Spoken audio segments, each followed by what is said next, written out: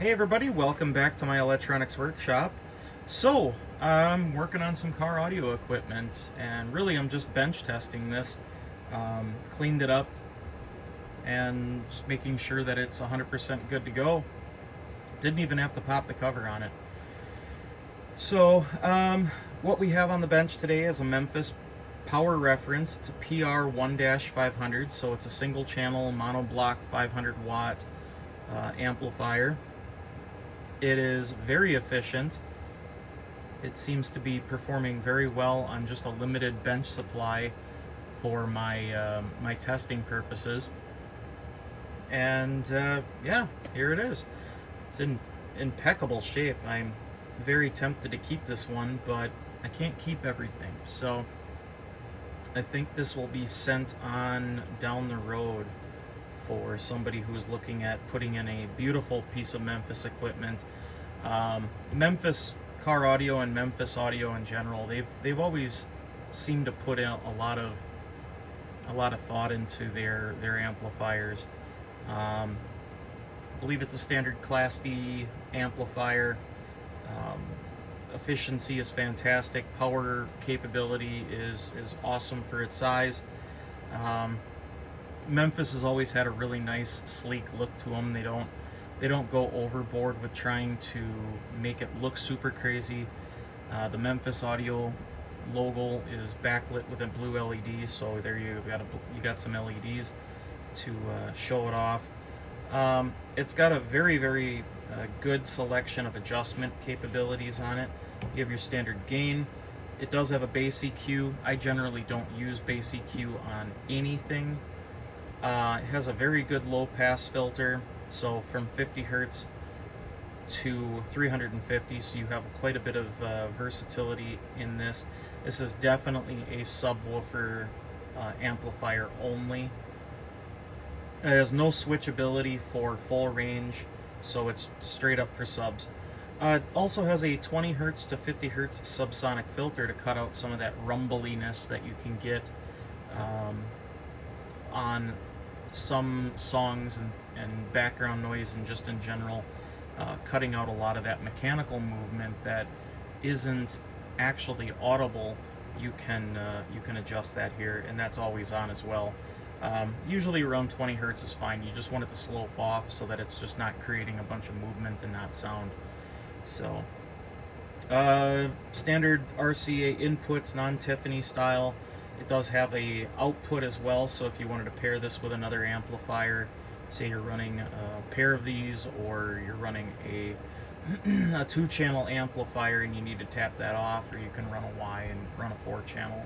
There's a lot of options, as well as most head units these days have the capability of giving you all of the outputs that you need, as well as the EQing, the crossing over, so that can all be managed quite a bit from most modern head units.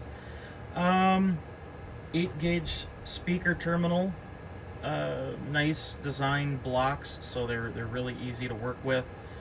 Very large power and ground. I would suspect that's probably double aught gauge.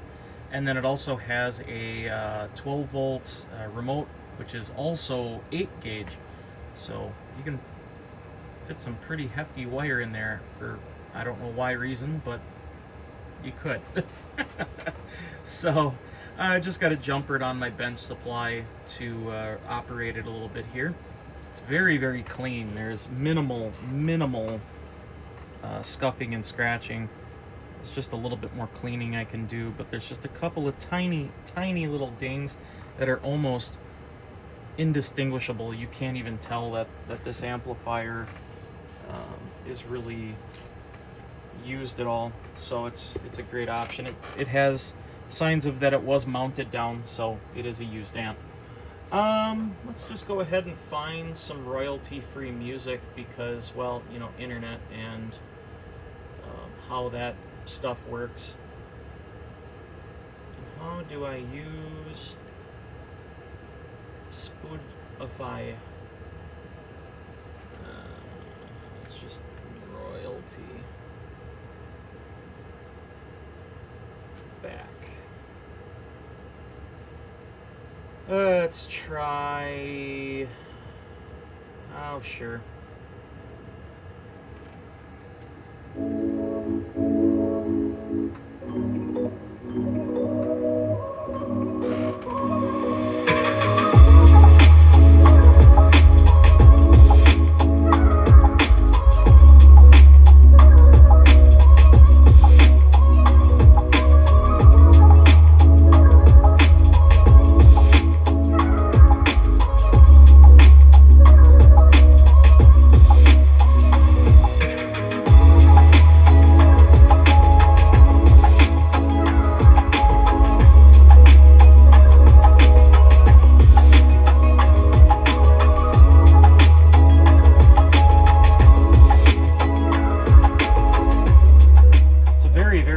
Clean sounding amp.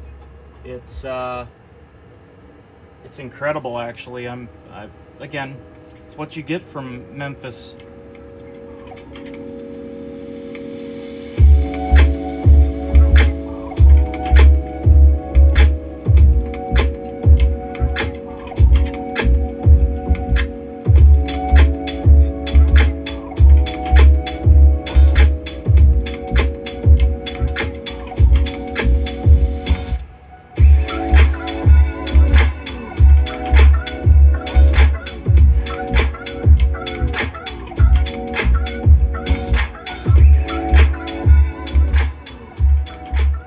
Again, the quality of the amplification is pretty awesome. Power reference stuff has always been kind of known for its audio quality.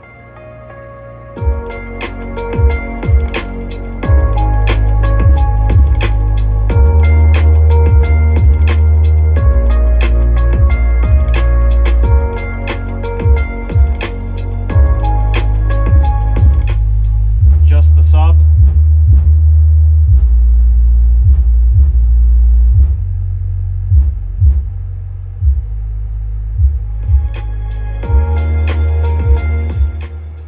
So there you have it, the Memphis Power Reference PR1-500, which is a 500 watt at 2 ohm, I believe.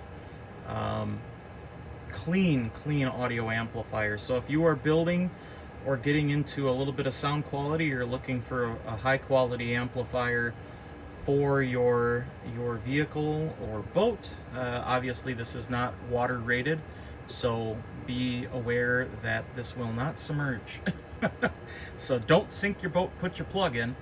But for car audio, this is perfect, and it's a very sleek, clean design. If you put this in a kick panel, or not a kick panel, but behind a panel cutout, it'll just be unbelievable. It does have a fan for cooling, so there's a good amount of airflow that can happen and keep things nice and in check, as well as it has a very substantial sized finned heatsink for the transistor and power supply transistors. So hope you guys enjoyed. If you are interested in purchasing this amp, let me know, and I will give you the particulars on price and availability for potentially shipping.